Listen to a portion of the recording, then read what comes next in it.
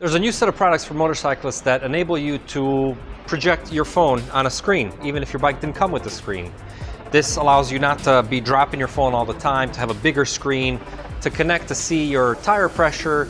Sometimes they come with a dual camera system as well for security. I'd like to introduce you to some of these products. I'm reviewing a few of them, and I hope maybe they make your life a little bit easier, at least safer, getting that phone higher in front in a bigger way. Let's do it.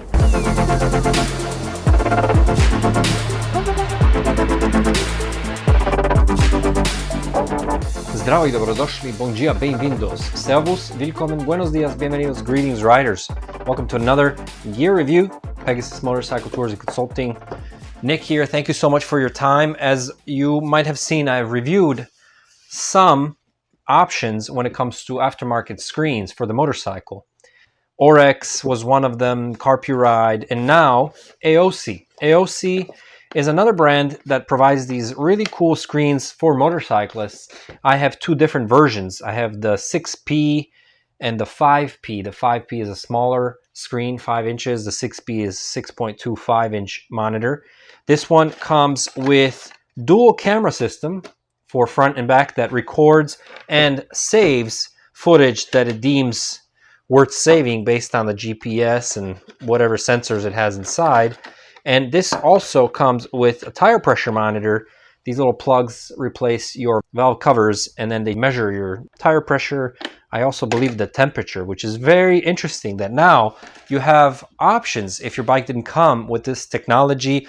If you want to put that right in front of your face, really high up, as opposed to your phone having to take it in and out of the mount and constantly dropping it, at least that's what happens with me. I think these are great options. So it's kind of nice that they send these kind of shock-proof, rain-proof, rain-resistant in any case, monitors that are now available to us for the car, for the snowmobile, for the motorcycle. This is motorcycle specific, and I very much look forward to reviewing it, getting to know it, and if you find it at the end of the review that this is something that you want to try, there is a very generous discount offer provided by the company. So check into the description of this video so that you're saving some money. All right, so this is the Aoocci, spelled Aoocci. This model is the 5P. The 5P is a smaller screen, 5 inches. The 6P is 6.25-inch monitor. I put that on my sidecar rigs because sometimes we park our sidecars in public spaces, and just for insurance purposes, it's really nice to have constant footage in 1080p, so it's still considered HD footage that you can rely on in case of, God forbid, accidents or any kind of claims, etc. It's a security thing. And the fact that the footage keeps recording on a loop is really nice. My understanding is that if there's a significant event, as keeps, I guess, identified by the various sensors in the unit, it will record that footage. It will save that footage, actually, because it's constantly recording. So that's kind of nice. It looks really well made. It's got the built-in GPS monitor in here. So this one, as opposed to the other one that I reviewed by Aoocci, can be independent of your phone in that regard. You don't need to be connected to the phone for the GPS. This one has everything built in, so that's kind of nice. The power cable is screwed on, so nobody can really walk away with this unless they cut it or unless they're actually, tinkering there with it.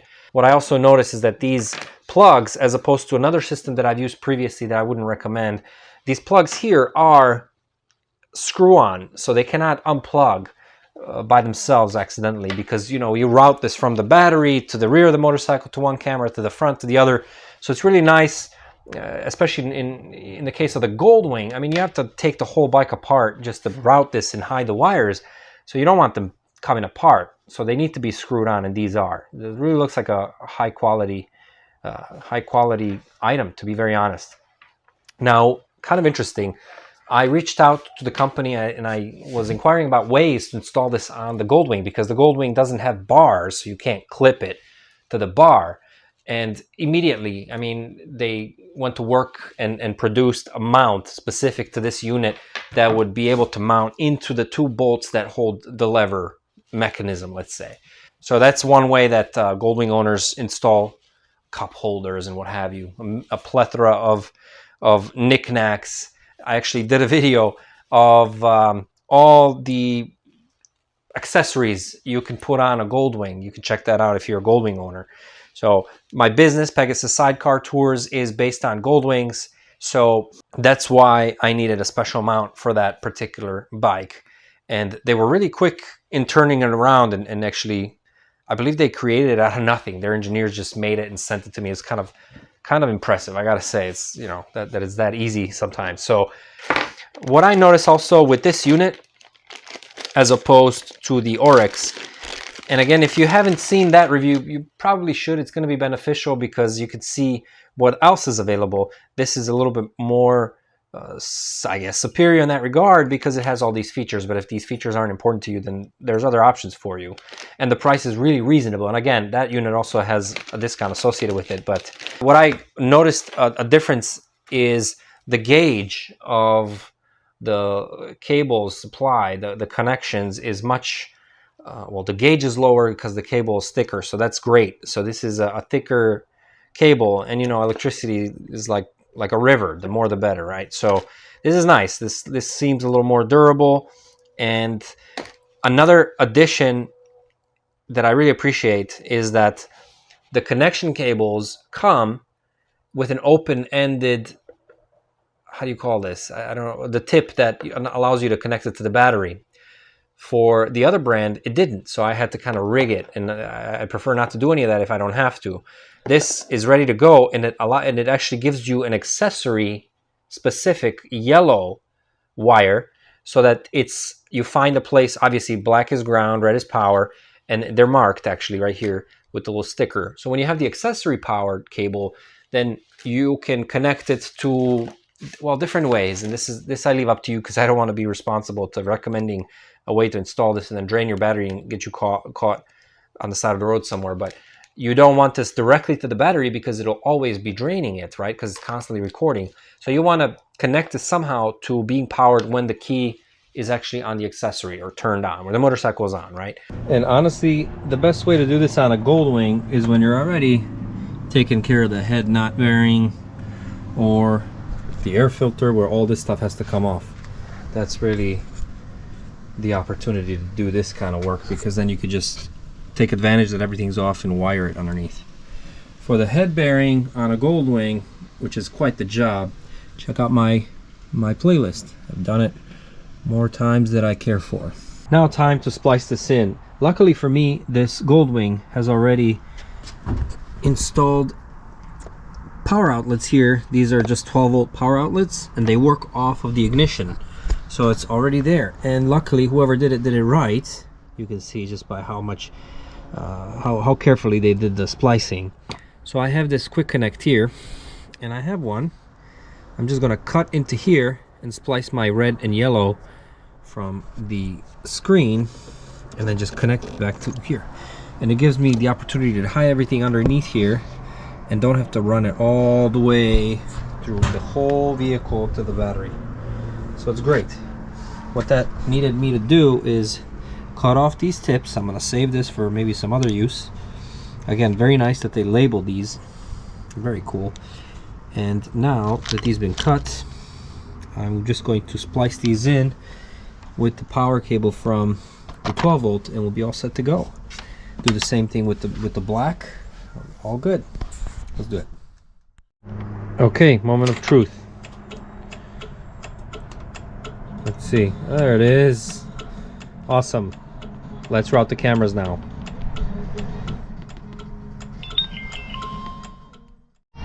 For the front of the Goldwing, there isn't a lot of room here, and the suspension might actually hit the camera. So a point I can install is right here, basically, to drill through the windscreen and run the cables this way, which would be easy. But I noticed these holes right here look like drain holes for this aftermarket mirror blinker, basically, and I think I'm gonna do it there because the holes fit perfectly. So for the rear, I think I'm gonna install it right here on the handle because it's easy to access. Seems like very, very strong plastic. I'll drill 2 pilot holes, and then they provide you a nice metal bracket, and you could adjust it after the fact, but it's going to be out of the way there. And then I'm just going to run the cable right through there, under the seat, through the plastic, and they actually give you quite a bit of cable. So should be okay. Let's see what that looks like. So in many ways the 5 is much the same as the 625 that I've already reviewed. You get the welcome screen. You can also put your logo on that welcome screen. The cameras, look at that beautiful 1080p. This is the HD camera. I haven't connected my Bluetooth quite yet, so you get a chance to view the front, the rear, or two of them together, whichever way your heart desires. You can take a photo, you can lock and save the screen, you can record audio, playback, and I assume in the settings it's also going to be much the same, where you can choose the resolution, 1080p. Actually there's a higher quality. Loop recording for 3 minutes, let's put it 1 minute. G sensor, I put it in middle because I noticed it actually does do enough that way. Date watermark is on, GPS switch is on, recording setting, whatever, we'll keep it recorded. And back camera mirror, let's do that off. Okay, so that's so much for the cameras themselves. Let's go home. Android Audio, GB. Panel looks the same as on the 6.25 model, just smaller, right? But you do get quite a bit of bezel on each side. So the bars tells you, or foot-pounds if you want to set it to that, tells you the pressure for your tires. I haven't done that yet. All you do is just screw in the tire pressure monitor and you'll get connected automatically. Not much you got to do there. Then a replay, I don't have a card in there yet. Card gets put in right there. There's a little panel that you remove, and then you screw it out, and then you can put the SD cards in there. Bluetooth, I'm connected to my phone, but I'm not connected to my Bluetooth audio, and you would switch it off if you don't want to be on the screen. You don't want your phone to be reflecting on the screen. This is just some GPS information. I don't know why you would be using that very often.